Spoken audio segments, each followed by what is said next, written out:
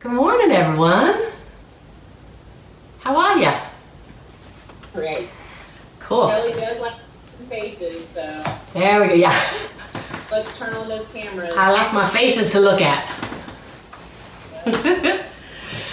Ooh, 7:45 here. Oh my goodness.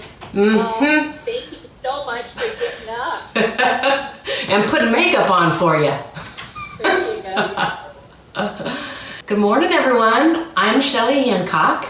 Thank you for letting me come spend some time with you this morning. It's wonderful to see all your lovely faces, and welcome to the industry. You picked a really interesting time to go to school, didn't you? But we're all stepping outside of the box to try to do things differently. So in September of this year, of 2020, I will start my 33rd year as an esthetician. I will also turn 60 in September, so it's kind of a big year for me. And why do I want to tell you my age? Well, I hope you're all going, oh my gosh, she looks really good for 60, right? No, I want to let you know that you can do this, you can do this job, you can be in this industry to a very seasoned age, as I call it. And you can also do this for a very long time and still be extremely excited about it. I love this industry more now than I did when I started back in 1988. And I like to share my story with new students because I want you to see that there's a lot of avenues that you can take in this industry. You can start not knowing where you're going, what you want to do, and there can be all sorts of twists and turns as long as you're open to it, as long as you don't let fear stop you. When an opportunity comes your way, don't not do it because you have fear about it. Try it. If you fail, so what? You pick yourself up and you go a different direction. You try something new. So I want to tell you this long story. I know some of you have already heard it, so maybe you'll get something a little bit different. And usually when I tell it, it always kind of comes out differently because I remember different things. Because of 33 years, I have a lot of stories to tell. So what I like to do is at the end of this, I'm going to choose one person that I'm going to send a tool to, a gift to. I'm going to be watching your faces, so if you don't have it on video, you might want to do that, because I'm going to just watch for reactions, that you're paying attention. Now I see someone there's driving, so don't pay too much attention, because I want you to be safe. Oh, I see another person driving as well. But just kind of enjoy. You're going to hear some funny stories, and just kind of really listen to how I went into this industry with no fear. I promise I won't go year by year, or you guys are going to be listening to me for a very long time. But I want to start all the way back in 1988 when I was working for Cost Plus Imports, doing computer work in a little cubicle all by myself. I was like 27, 28 years old, and one day I just went, you know what? I cannot do this for the rest of my life, sit in a cubicle all by myself. But I had no idea what I wanted to do. So I just pulled the paper open. Yes, we had papers way back then. And I looked in the want ads and I saw an ad for the Clinique counter at Macy's. And I thought, oh, that sounds really interesting. The interesting thing is, though, I'd never done sales before, and I don't wear makeup. So what made me think I could get this job? But I went for the interview anyway, and I presented myself in a way that I could learn anything that they were going to teach me. And they hired me. They sent me off to school for 2 days to learn how to put on 15 shades of eyeshadow and 10 shades of, blush, because they wanted every customer to walk away with a lot, right? It was really intense. Sales, sales, sales. Has anybody out there worked behind a cosmetic counter before? Just kind of raise your hand if you have. It's just, they really push you. At the end of every month, they sit you down, they show you your numbers. If you haven't hit your numbers, you get reprimanded. It was a lot of pressure. And also, I didn't like the Clinique products. They were just not good for my skin, and it's hard to sell something. You'll find when you get out there, it's hard to sell something that you don't feel really connected to. So I would take clients that came up to me, over to other cosmetic counters that I knew the product would be better for them. Clinique didn't like that so much, right? But the third month there, I actually won salesperson of the whole cosmetic department. Not just the Clinique counter, the whole cosmetic department. How did I do that when I didn't have any sales background? It was because I wasn't trying to sell these customers anything. I was making a connection with them. I was asking them questions. I was being concerned about them, and I was getting them the proper product for their skin, whether it was Clinique or not. People started coming back and asking me for me specifically. So it wasn't anything I knew. It was just kind of like an instinct because I like to be connected to people. So I didn't last there for a real long time because of that pressure to sell. And also because it was just kind of like behind the counter. If you didn't have anything to do, there was a lot of gossip going on, and it wasn't my scene. But I did know there was something about it I liked. Well, I got a phone call from a friend that was working for a dermatologist in San Francisco, and they needed someone to do computer work. And I thought, oh, here we go, back to computer work, but a dermatology office, that's something totally different. So let me go for the interview. I went for the interview, and I got the job. So I start doing my computer work at this dermatology office, and it was only the third day there when the dermatologist comes in and he taps me on the shoulder and he says, Shelley, what I really need is a back office assistant. Can I train you to be my assistant? And I'm thinking, I don't know the first thing about being a back office assistant in a dermatology office. This is totally new. Why is he asking this of me? But then as I thought about it, I thought, wow, I'm being given an opportunity to be taught something without going to school. Why would I pass this up when I know that I don't want to stay behind the computer the rest of my life? So I said, yeah, definitely, I'll do that. And I went home that night and I bought myself some white slacks and some white shoes. And I came in the next morning and they gave me a white lab coat, and I'm feeling pretty official. I'm thinking, okay, I can do this. And they tell me to go back to treatment room number 3 and observe the treatment in progress. Cool. All I've got to do today is observe. I can handle that. And I saunter on back to treatment room number 3, and I open the door on a liposuction on a woman's stomach. She's laying back on the table. There's a tube in her stomach. I could see the fat going through the tube. The room starts to spin. I'm sure I'm 3 shades of green. Somebody escorts me out of the room before I hit the floor, and I'm out in the hallway going, trying to catch my breath, thinking, seriously? Seriously, a liposuction on my first day? How about a pimple popping or a mole removal or something? Like, ease me into this, not a liposuction on the first day. So I get over that.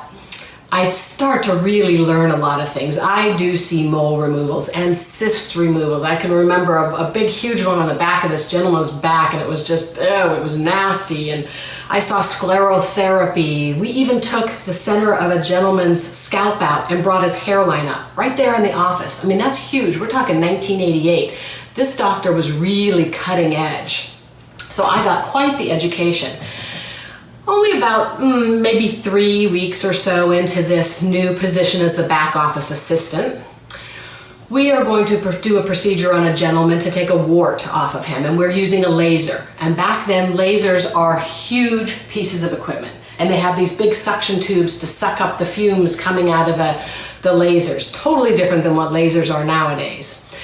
So my job is to just hold that tube close to the area being treated. That's all I had to do, nothing big, just hold that tube. Oh, I forgot to tell you that the area being treated is this gentleman's private parts. So I'm sitting there with this look on my face like I've done this 1,000 times, trying to be extremely professional, but I gotta tell you guys, I'm a little bit freaking out inside. This is completely something new. The doctor starts the procedure. I'm extremely nervous. I'm holding that tube, but my hand is shaking while I'm holding the tube, and within 30 seconds, I suck this poor guy right up inside the tube. The doctor has to turn the laser off to let him go. So I know I'm 3 shades of red this time, but I can't leave. I have to stay there for the procedure. The doctor looks at him and says, I bet I'm not even gonna charge you extra for that one today. Every time I tell that story, I like the sensation in my body is like I'm still in that room. And I bet that fella has never forgotten me either, right? I bet he still tells this story to this day too. So anyway, I go about, I'm doing this job, I'm loving it, I'm enjoying it, I'm learning a lot.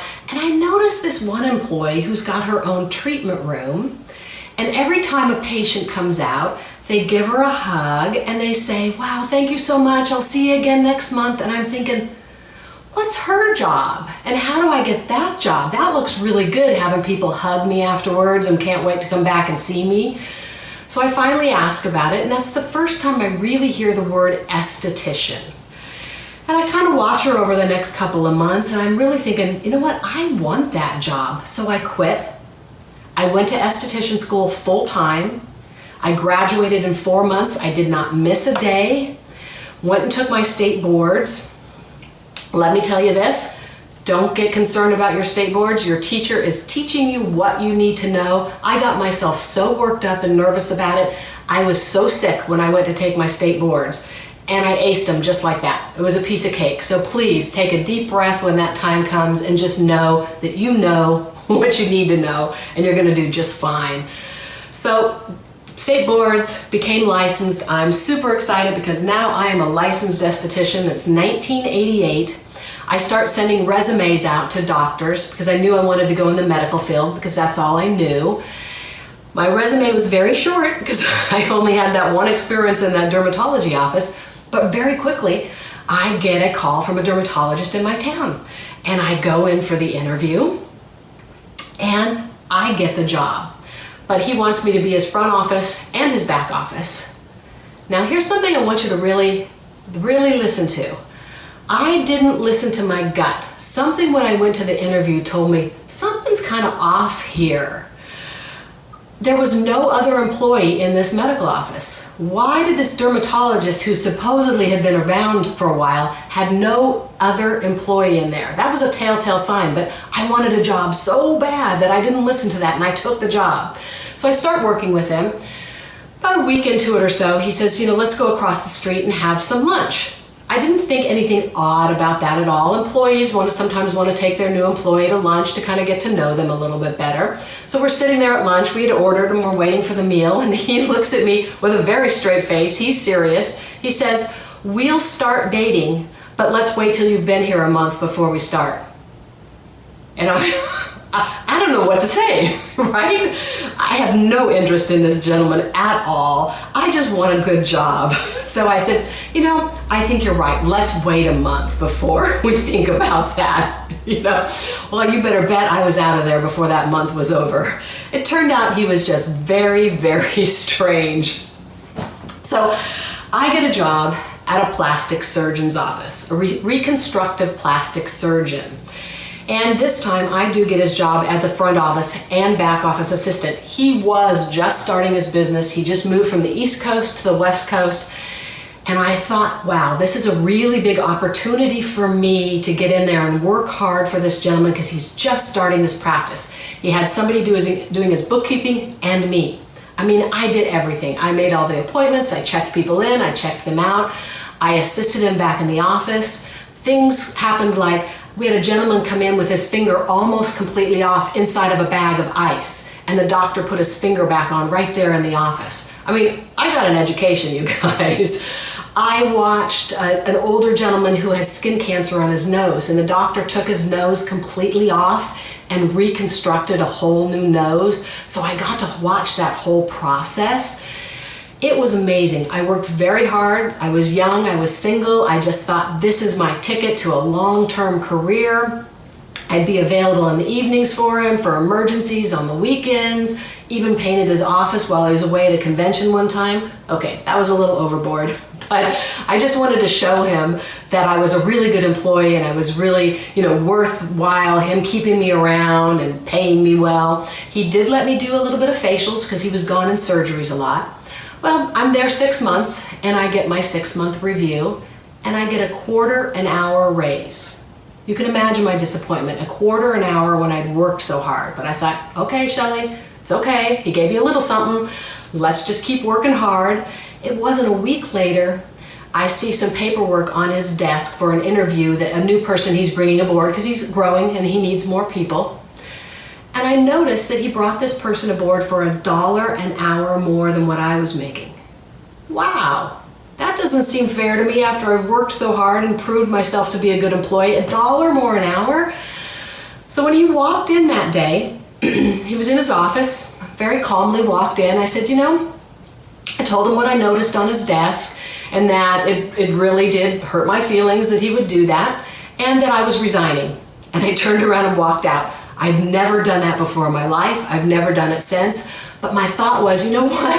I worked too hard to have somebody do this to me. And I tell you that story because, guys, you're going to go out there, you're going to get a job in a spa, and I hear these stories time and time again where spa owners take advantage of new estheticians, okay? Do not let them do that. Do not let them tell you need to sit there for 8 hours, but they're only going to pay you commission on the clients that come in. That's not right. That's not legal. Okay, so stand up for yourself. Don't let anybody do that to you. Okay, so I got a job the very next week at a dermatology office. This time I went in with my chest really puffed up because I'm like, okay, I want to do my esthetician work. And I went in and I said to this dermatologist, I am a licensed esthetician. And he looked at me with a totally blank face, because back then nobody knew what that is. In fact, when I would say I'm a licensed esthetician, they go, oh, cool, you put people to sleep for a living, for surgeries. I'm like, no, that's an anesthesiologist. Wrong career. So when I said this to the dermatologist, he, blank face, I'd like to hire you as my back office assistant. Okay, here we go again, back office assistant, but that's okay. I'm gonna go in there and I'm gonna be the best back office assistant he ever had. Now he had like 4 treatment rooms and he had buzzers in those treatment rooms. And when he needed me to bring him something for a patient, he would hit the buzzer, tell me what he needed, and then I would bring it in. Well, after a little while, I got to know what it was he was going to need. So when I would hear the buzzer, I would come in with what it was he needed. You should see his look on his face the very first time I did that. He was amazed, but I was showing him, I'm learning, I'm listening, I'm going to be a really big help to you. So after about a month, I thought, okay, now I'm going to start working on him about doing facials. So I popped my head in his office one morning and I said, can I do facials on your acne patients? And he said no. And I said, okay, have a great day. What about the day? Next morning, popped my head in, can I do facials on your acne patients? No. Okie doke, have a great day. Go on with my day. This went on for a full month, you guys. It became like this game that we had. Finally, after a month, I wore him down and he said, okay, I don't know what this facial thing is, but I trust you, so go ahead and do it, but you have to do it before your working hours or after. I'm like, cool, I'm fine with that. I was so excited, you guys.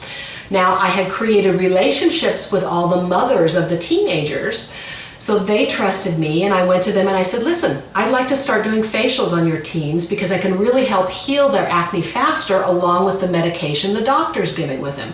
And they said, oh, sure, definitely. So I started to do facials before work and after work, and I started to get really busy.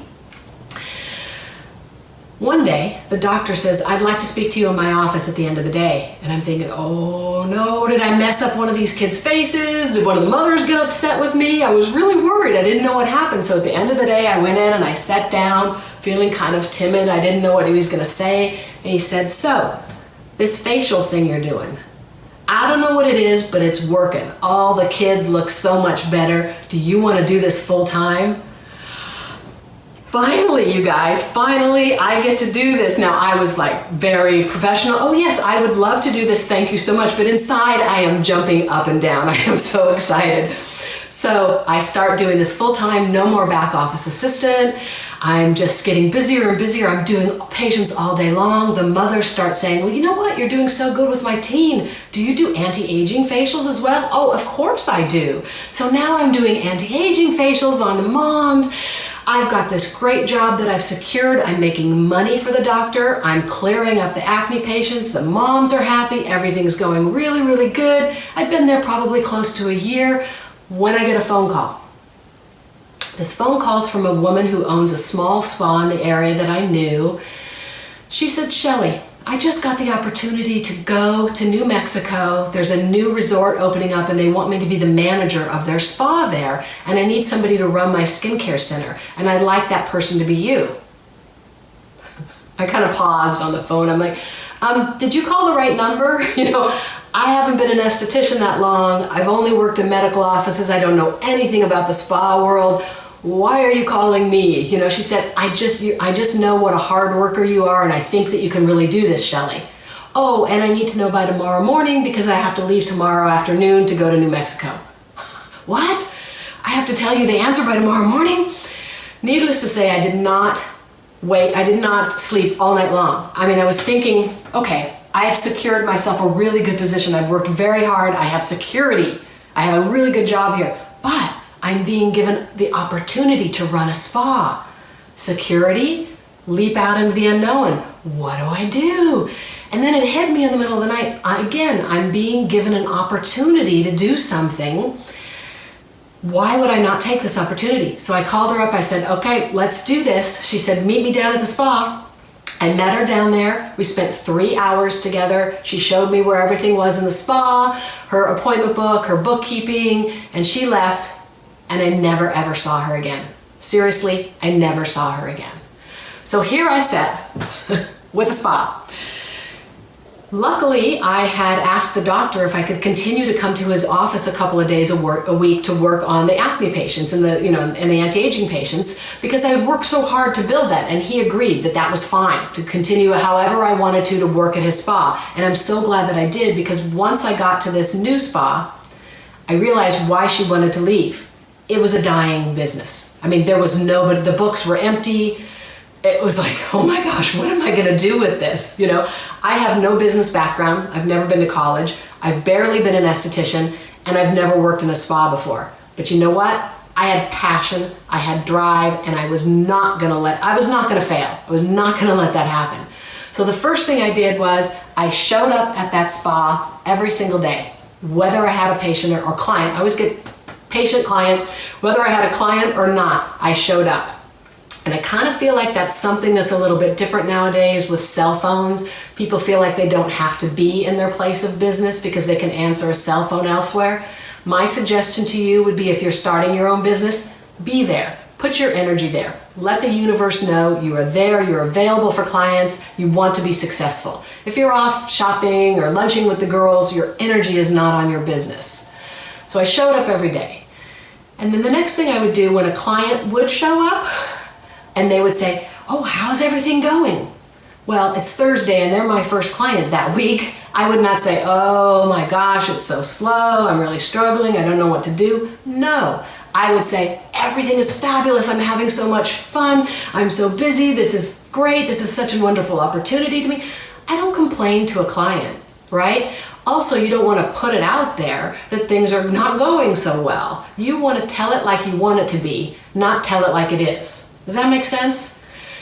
It's like, if you put it out there and talk about how you want things to be, they will soon become that way. So I had this positive energy, people started to be drawn to me, and they started booking more appointments. I started getting more clients. About 3 months into it, I called her and I said, are you coming back? If not, I really think I want to buy this business from you. And she says, no, I'm not coming back. And I thought, great, okay. So we started the negotiations of buying and selling a business, and that's a whole other long story when you get into buying a business from somebody. We put our heart and soul into these things, so we think they're worth millions of dollars, but they're really not, because it's really about the connection you make with that client, right? Because they could leave and go anywhere else. So I buy this business from her, and now I sit with a lease, right? I got to pay the rent, I got to pay all the overhead, I've got to pay a loan for the business. It's kind of scary, but I didn't let fear take over. I just went in there every day and I kept going and I kept going. One of the first big business mistakes I made was just a few weeks into it, a gentleman dressed very nicely in a suit and tie walks into the office.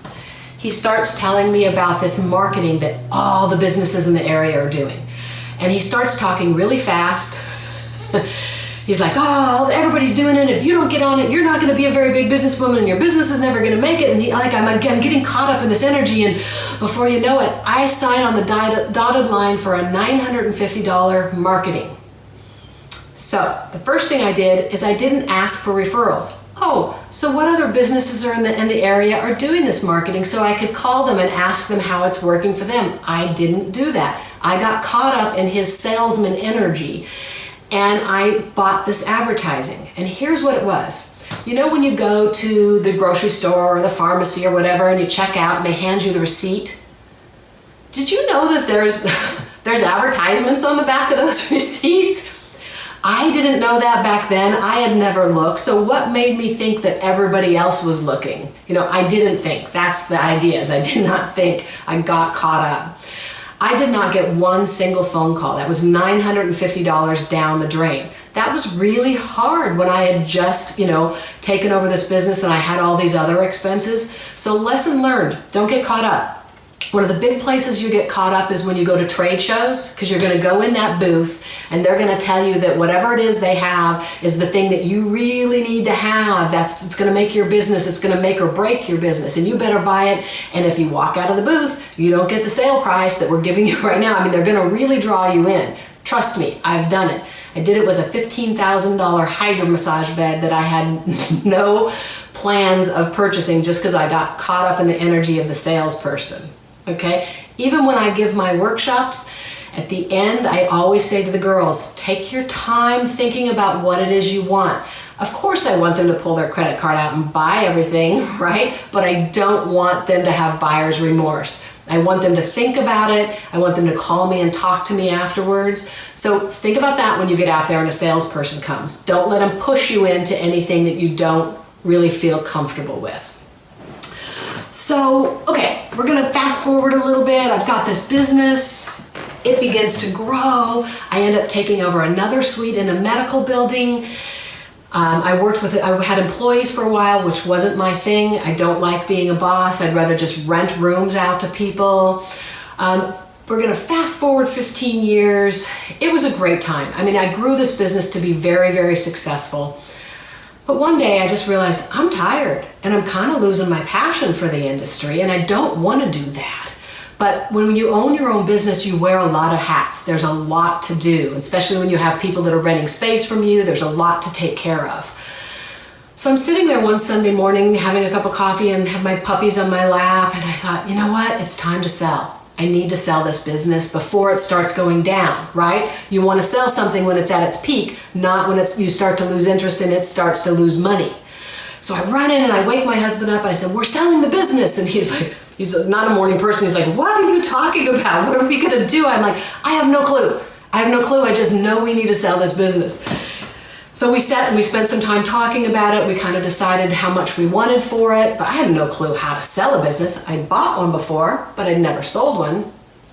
But I knew this one esthetician and her daughter. They were mother-daughter team that were estheticians and massage therapists. They weren't happy where they were. So I called her and I said, hey, you want to meet me at Starbucks this afternoon? I have a proposition for you.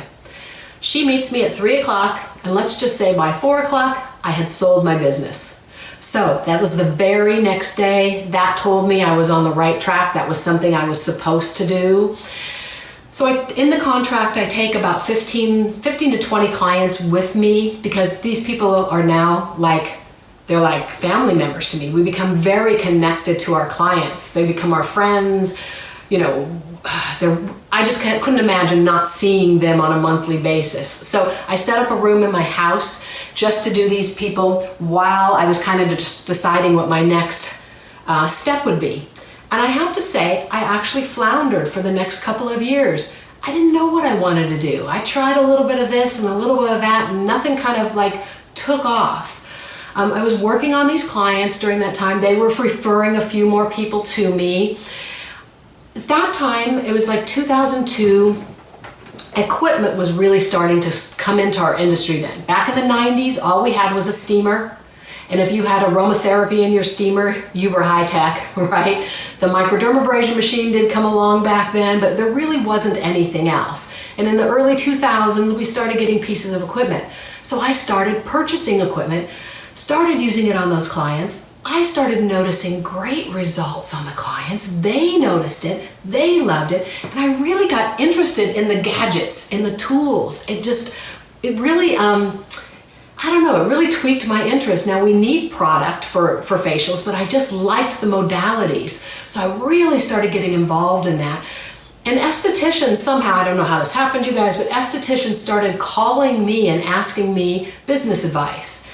And before you knew it, I thought, you know what? This is my next step. I'm supposed to be mentoring other estheticians. I'm supposed to be telling them about these pieces of equipment that are working so well in the treatment room. So I started calling these people I bought the equipment from, telling them what I wanted to do, and I wanted a little something something for referring people. They didn't quite know what to do with me at first, but when I started referring more people and they started selling more equipment, they started calling me and saying, hey, we want to put you on the payroll because you're doing a really good job here. And this thing just blew up. Before you knew it, I was opening a big training center where I could bring 45 estheticians in to take a class. And then we had 2 treatment rooms as well. It was a fun time. A real transformation center is what we called it. And I called it that because we really transformed our clients' skin. And I'd like to think we really transformed the estheticians' businesses by offering all this education. A lot of people in the industry would come in and they would do their classes there. It was a great time. And 3 years into it, they came to me and told me they're tearing the building down to put apartments up. I'm like, no, this was supposed to be my home forever. We're doing so well here. This is so much fun. This business is just really taking off and growing, but what am I gonna do? They're gonna tear the building down. So we found a little spot just to kind of continue to do our clients. Then one day, my husband and I take a trip down to Orange County. Anybody been to Orange County, California, by the ocean?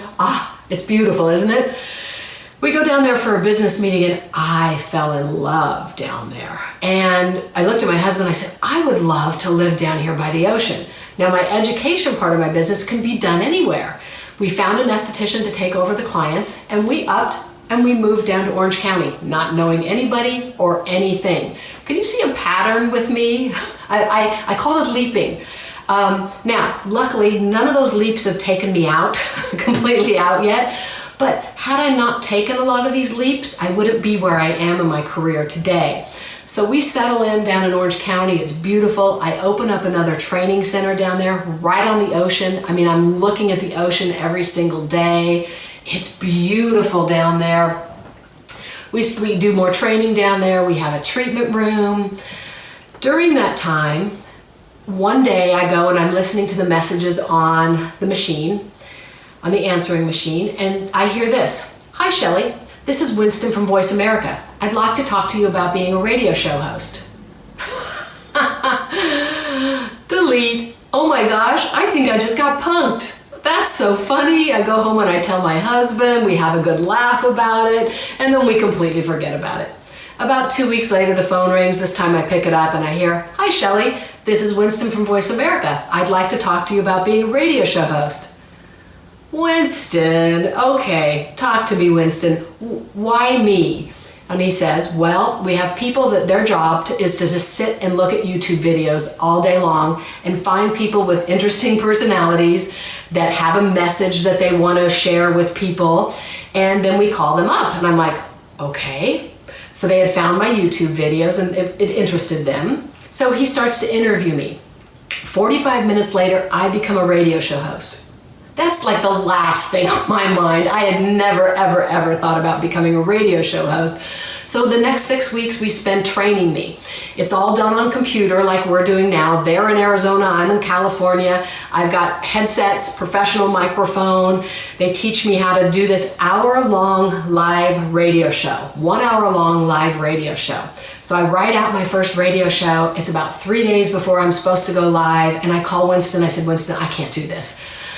I am so nervous. I am not a radio show host. I don't know what I'm doing. I'm so scared, you guys. And he talks me off the ledge. He says, you got this, Shelley. I know it. You've got this. I'm like, okay. So we named this radio show Shelley Show and Tell. That's the day of the show. I'm sitting there ready to go. If you listen to any of my radio shows, they're all on my website, you guys. You can listen to all of them. There's this music they put on talking about who I am, and it comes into this crescendo, and it's like, and here's Shelley. And I have to tell you, I just like goosebumps all over my body. My palms are sweaty. I'm so nervous. I start talking, and I can kind of feel like it's going okay. Okay, I think I can do this. And I get into this little groove, and the whole hour goes by, and I'm like, I think this went really well. Now, my husband can't be on the internet listening to me because we had bad internet back then. So I told him, please stay off because I don't want to drop in the middle of my first show, right? So I get up after the show and I run to the door because I want to go tell him how good I think it went. And he's laying out in front of the door like this. He's been listening to the whole show the whole time right outside the door. He jumps up, we're high-fiving each other like little kids. We're so excited. It was so much fun, you guys. I begin to truly love this. An hour-long show every week. I brought people from the industry in. It was a blast. I started to watch my numbers. They give you your stats at the end of each month. There were so many people from different countries listening to me. I couldn't believe it. I was so humbled by all these people who found me. Within the first 6 months, I ended up being number 26 out of 540 radio show hosts on the whole network, and number 3 out of 26 on the health and wellness show. So, it just turned into this great thing. It was so much fun, but a lot of work too. So I did it for about 18 months, I think it was, before I went on hiatus, and I've never come back from the hiatus. But please listen to them on my website. So then the next thing that happens is I get a phone call from a lady that says, I'm putting together an anthology book. An anthology book is a book where each chapter is written by a different person. And this is all going to be entrepreneurs from different industries that are successful in their industry. And I've always wanted to write a book, but it always seemed daunting to write a whole book. I don't have the time. Do I have enough to say? All that kind of stuff. So I think just one chapter. I can do one chapter. So this book is called Outstanding Results. And each author in here is from a different industry, and I'm the only person in the beauty industry. So while I'm learning how to do all this book writing and all this kind of stuff, I think, wait a minute, it's not about this book. It's about me being the mastermind behind a book for our industry, behind an anthology book for our industry. So I start gathering people in our industry who are experts in their field in our industry, and we now have the Esthetician's Guide to Outstanding Aesthetics. We have Volume 1 and Volume 2. Volume 1 is all people in this industry talking about how they became successful. I think it's really important for students to hear how other people in the industry, what route they took. You're hearing mine today, but in this book, you can read it from other people in the industry. Our second volume is all technical information. I gathered people who had an expertise in technical areas of the industry. So Volume 2 will be technical. They're really great books. You can get those on my website as well. So now I'm an author. Do you think in the beginning, back in 1988, when I was working at that dermatology office, I ever thought that I would own a training center, that I would be a radio show host, would be an author of a book? In fact, you guys, I have a third book that I wrote the whole book. It's at the editor's office right now, and it'll probably be out within the next month, and I'm super excited about that.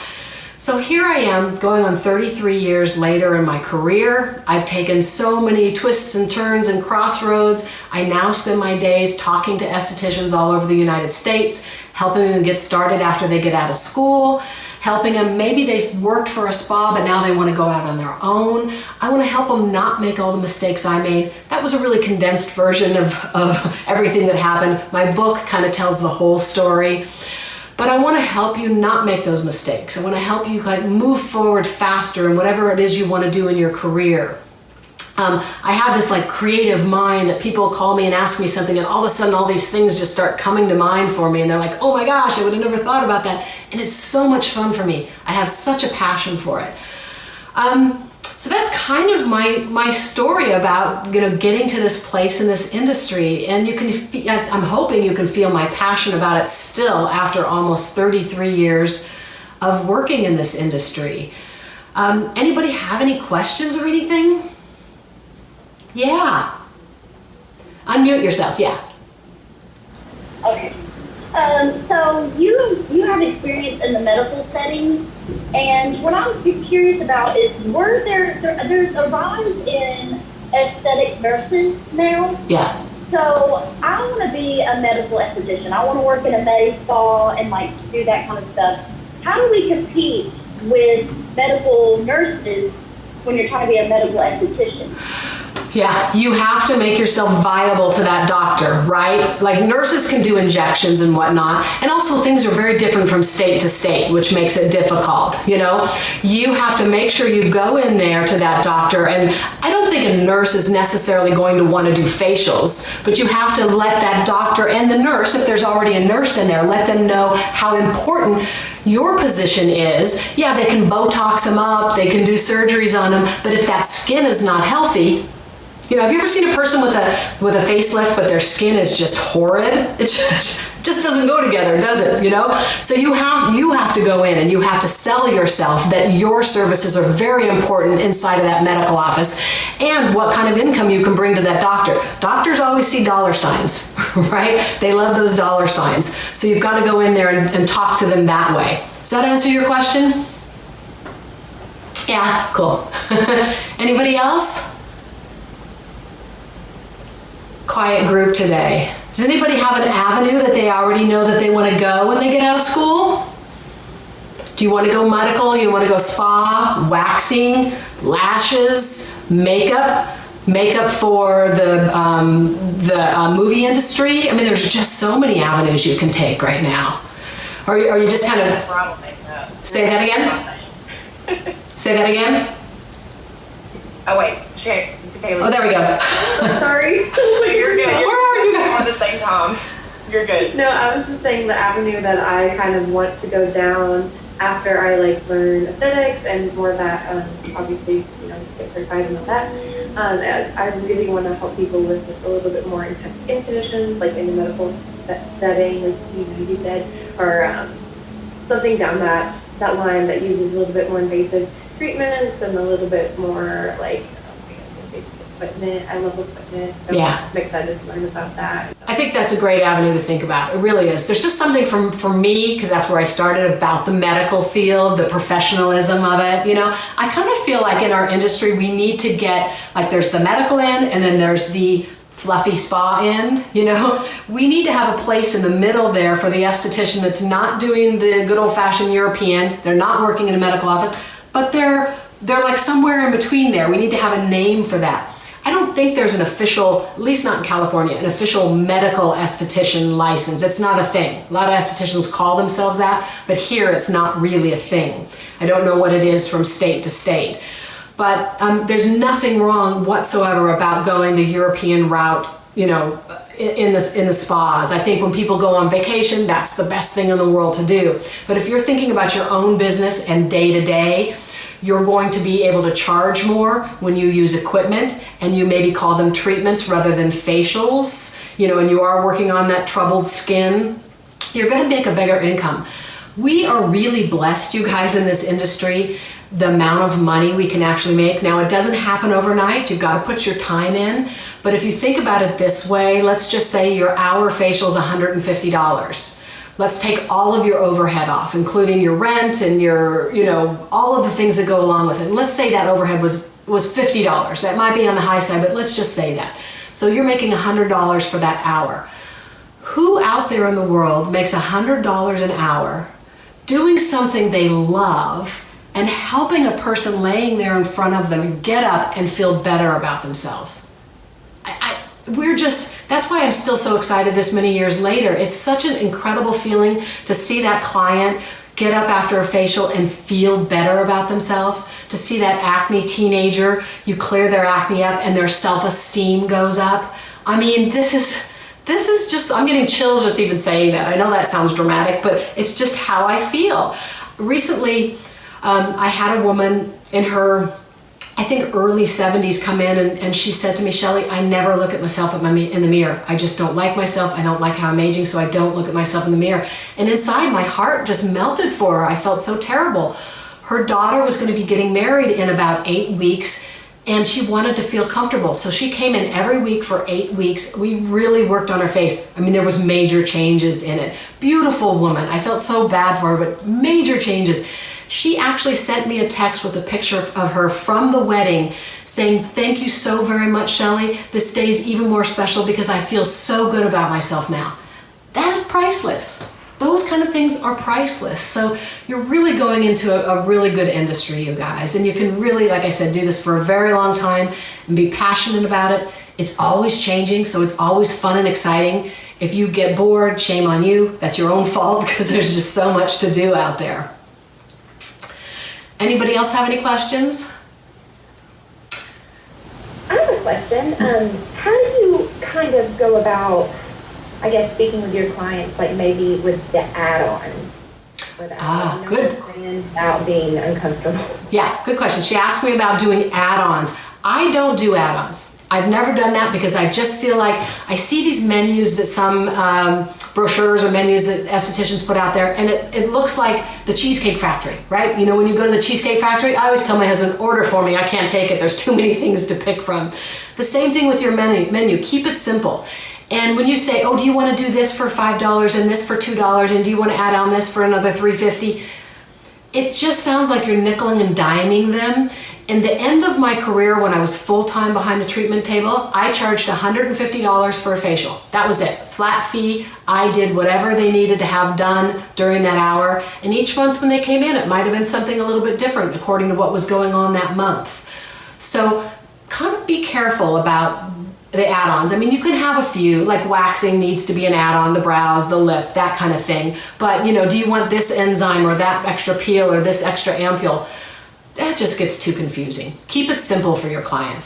So maybe you begin charging a little bit more, but you're adding all of that. They're getting a lot for their money in that facial. That was a good question. Anybody else? So you still have your training facility like in Orange County? I don't. We sold that and moved back up to Northern California, and this is the first time in all my years I have a room here because I do all my training videos here. I have estheticians come to my home a lot to do training, which is I wasn't expecting to do. I do workshops in my house, and I gotta tell you, they're some of the best workshops I've ever had because everybody curls up on the couch, they take their shoes off, I give them a cup of coffee, and you feel comfortable asking questions and opening up rather than being in a big convention room with 150 people. That's what I like to do because I like to get really one-on-one with you guys. I don't like trade shows because I don't like just a bunch of people walking back past my booth. I don't get to have that connection. In fact, let's talk about that. Connection with your clients. To me, that is the most important thing in getting started in this industry and getting started with your own business. If you don't know how to connect with people, you're not going to go anywhere. I always tell this story. Back when I had my big spa and people came in, estheticians came in and rented rooms. They could decorate it any way that they wanted to. And I had one esthetician come in, and on 2 walls, she had them covered with certificates that she'd gotten from classes she'd taken. I kid you not, probably 40 certificates on each wall. I don't even know what color the paint was. I mean, it was, I was like, oh my gosh, this girl really knows her stuff. I was like extremely intimidated by her. But over the next 3 months, I watched her with the clients came in. She was very cold. She was very meticulous about, I know my stuff, and telling them information that probably went over their head, right? But there was no warmth. There was no connection. Those clients didn't come back, and 3 months later she moved out. She couldn't make it in business. So I would rather you work on your connection with your clients. Know your stuff, you've got to know that, but you could always find out the answer to something if you don't know it. But having that connection is a hard thing to learn. So find out your way of connecting. Everybody has a different style. I am full of energy. I'm like almost playful, like a kid the night before Christmas. When I get a new piece of equipment, they get so drawn in because I'm so excited about it. But if you have a more quiet personality and you try to be that way, it's not going to come off genuine and it's not going to work. So find your style of connecting with those clients. You'll also attract clients that have your same kind of energy that really mesh with you. Did that answer your question in a long, roundabout way? So please go on my website and sign up for a professional account. Now it'll ask you for a license number. Just say, I was just on your webinar, Shell, and I'll approve you. And then that way you can see all the fun stuff going on back there, and you can look at prices for equipment and things like that. There's a lot, I've got a lot of videos, a lot of things to read and write. Sometimes I'll get a phone call and somebody will say, oh my gosh, I was just on your website for 2 hours, Shelley, because there's just so much fun stuff to go through. And then on Facebook, I have a Facebook group called Shelley's Show and Tell. And there's a lot of fun interaction going on there. So go ahead and join that too if you'd like. Anybody else have anything? What's the website? And I'll share that. Thank you. It's shelleyhancock.com, and Shelley's with an EY. So that's real easy. And then on Facebook, there's either Shelley Hancock on Facebook or Shelley's Show and Tell. Okay, you guys, thanks for joining me, and I'll see you again real soon in my treatment room.